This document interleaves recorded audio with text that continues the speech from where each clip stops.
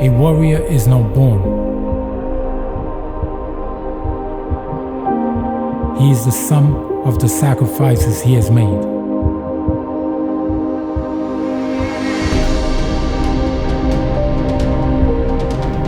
Modern day society has sought to tame man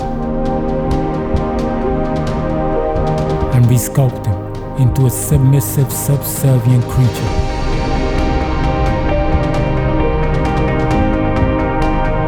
In a guile attempt to extinguish the last embers of his fiery past. They've taught him to be defenseless and benign. A warrior must never forget that beneath the thin veil of civility lies chaos and savagery.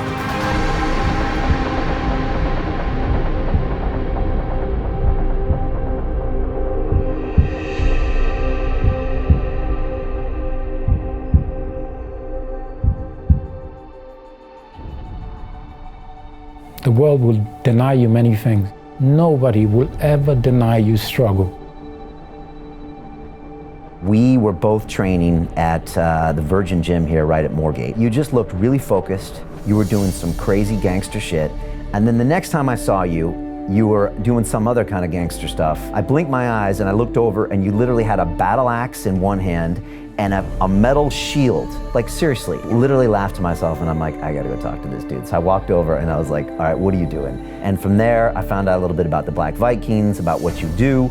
And you're like, hey Bron, I'm doing this saga coming up. I'm trying to raise money for my gym because I want to keep it open. It's a great place for the community. And I was like, cool man, tell me about it. And that's how I got to know you. Black Vikings is not a brand. It's not a method of training. It is a way of life through glorious deaths and rebirths. It was a Black Vikings Sunday sacrifice, and we did every Sunday. When it was raining, we trained. If it was snow, ice, we trained. Any extreme, yes, we trained, because training must be uncomfortable for it to change not only your body, but to change your mind. The name Black Vikings came up because I train in the cold. I like cold weather. I have a cold bath every day. I like to swing axes, like a Black Viking, you know. But what really made me decide to stick with it was when I noticed how it bothered people. There was a guy called Thorhall the Black, so it became an acronym for the hand of Ra hovers above lost lambs. If you're ever lost, as long as the sun is above your head, there's always hope. The whole point of a saga is a journey where a change happens, within themselves. You're broken down. You can quit or you can choose to carry on. Once you reach that point of death and you carry on, the process of change begins. Some of them test strength. Some of them test commitment. Do you have the resolve to see it through? Or do you have the commitment to stick at something long enough like that? Most people don't. There have only been 3 sagas completed. The Death March was the first. The second was the Boneless. The third one was the Raid. Then there is the Lone Saga. Next is the Promethean Saga. The 6th is the Suffer Saga. And finally, we have the Warrior Saga, where you box 100 consecutive rounds. Suffering is something to master, like everything else. It's an opportunity.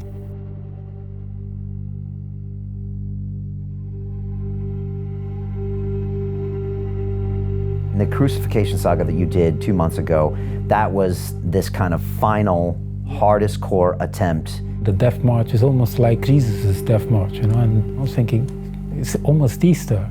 And I was like, I wanted to push myself further with that, and it didn't seem right to have trainers on and a jumper. So I was like, okay, barefoot, bare-chested. The route takes me from Old Street to Barbican, through Spitalfields, down to Blackfriars, all the way along Embankment, up towards Trafalgar Square, all the way up to Tottenham Court Road, back down towards Chancery Lane and Holborn, then Farringdon, and ultimately Old Street.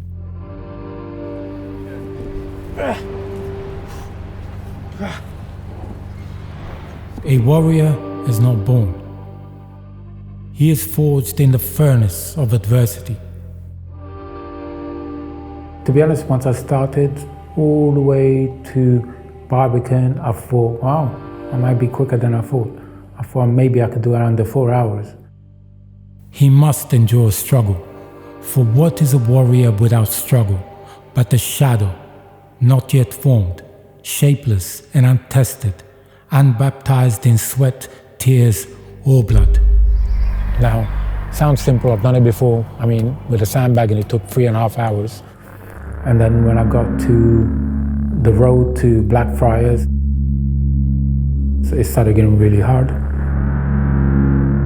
My left foot blood was coming out. I had some lacerations there, my neck was sore. The sleep I kept hitting the back of my head. He must forever live upon that desolate precipice, that fine line between struggle and glory. We were 1.5 hours in, and I was literally on my knee. My arms were a little bit numb. Initially, I thought it was circulation, and then I realized much later it wasn't. But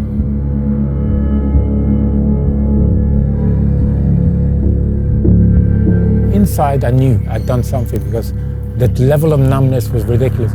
It felt like they were being pulled out of their sockets. And so I would let out a scream, a primordial scream. And I started telling myself, all these things going through my head of what possible good excuse could I come up with to get out of doing this, At the same time, there's another side of me in my head saying, like, all the shit you would have said meant nothing if you don't see these through. And so I'm having this internal battle within myself.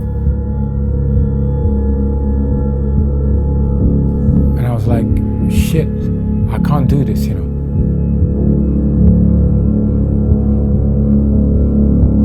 I just stayed focused on my task. Then I got to just before Trafalgar Square, and it started getting hard again. And we saw the police there, and they were quite worried as well about me. And then you got really hard. And I remember every time I dropped to the floor, I was trying to break the fall with my hands. But the numbness and the weakness, I wasn't able to do that. So every time I landed, my arms would give way, and I would bash my head on the concrete.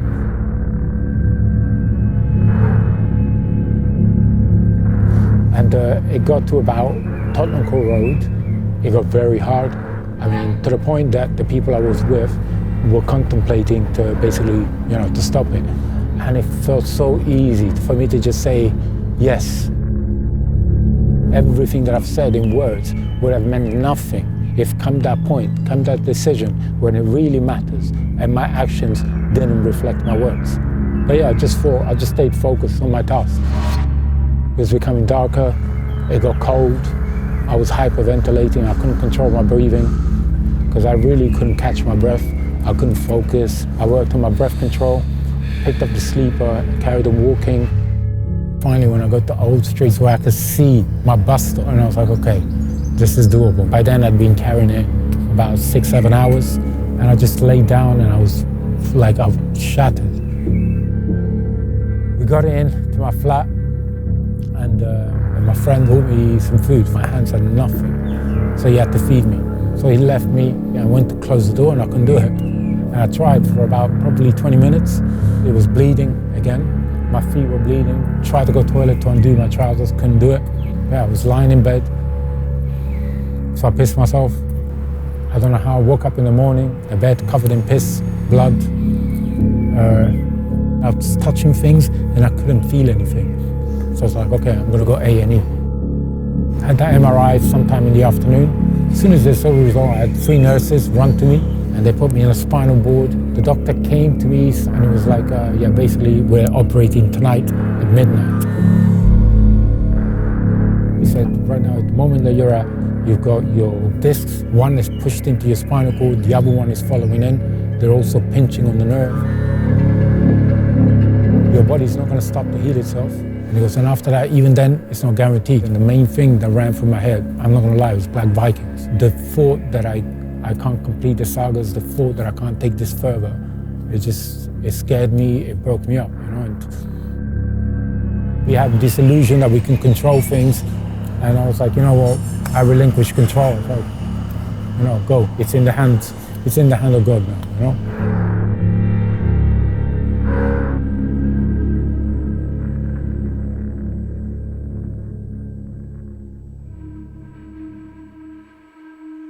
I've reached the precipice. I've reached the precipice. I've reached the precipice. That divine moment when you stand back, look at your masterpiece, and realize there's nothing more that you could possibly add to it.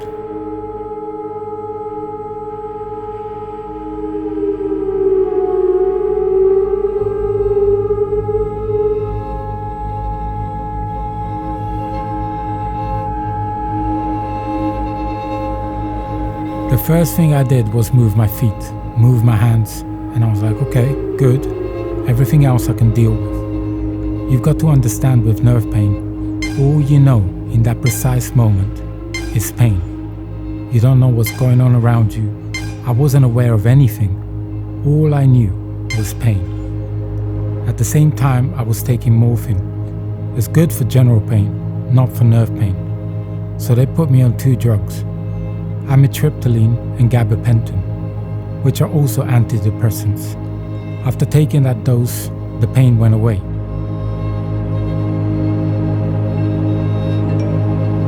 More than anything, it's just boredom now. Thank God this happened at a time when we have mobile phones. I was just overwhelmed by the support from people on Instagram.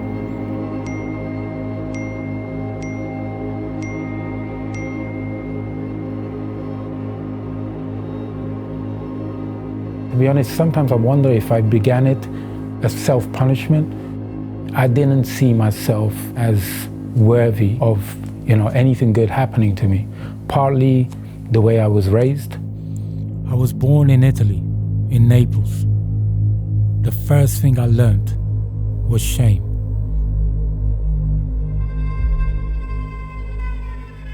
My father, he was quite violent, womanizing, drinking a lot, and used to beat me a lot. I've reached the precipice.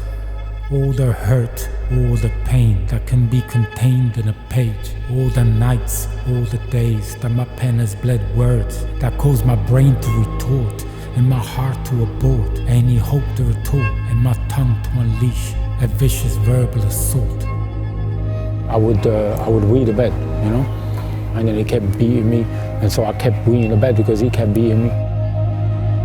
So it was like an endless cycle, of guilt and shame.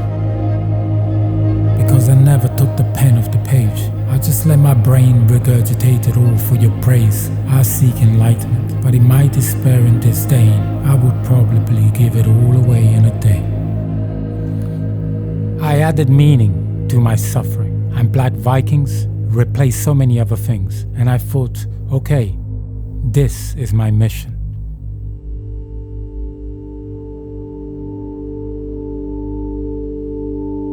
For many years we went through a lot of shit, but in this whole time I've come closer to my father. He's here every single day. Little memories that I wish that I had with him when I was a kid, tying my shoelaces, we go out, we talk, we're doing all this stuff now. One day I will cherish this time, and if this thing didn't happen, I wouldn't have that thing. So out from bad, good can come, Come out on Saturday, and then I'm going to Scotland for the first installment of the long saga. So it'll be 5 days, 5 nights, no food in the Aroche Alps. By me doing these sagas, I can show what is possible. If you go to most tribal communities, for a boy to go into manhood, there's almost a ritual that takes place, which displays the qualities that you would want to see in a man. And so essentially what I want to do is set up a commune where the whole premise revolves around physical strength and mental freedom. The mind of a child is where the revolution is. So I want to create this environment in which those qualities can flourish, in which we raise honorable men, honorable women, where we're strong physically and free. That's the vision that I'm chasing. Every penny I make will go to that. Every little bit of energy that I have will go to build that vision. I tackle what is in front of me. I focus on the present. If I focus on the present, the future will improve. One thing it's taught me is that my mind is a lot more stronger than I thought. It's far more stronger than my body. It's taught me that when it counts, everybody's capable of doing amazing things. But only when your heart, your mind, your brain all work together. There has to be a sacrifice for me to make this thing grow. No doubt in my mind that it was worth it. I have no regrets. You're not guaranteed safety, and things will happen. I took ownership of my own fate, and I heard myself doing something which I succeeded in. We're all very fortunate to be in existence. The very least you could do is explore, the human condition. Love heals, but suffering teaches you. And so you have to be pushed to the limit.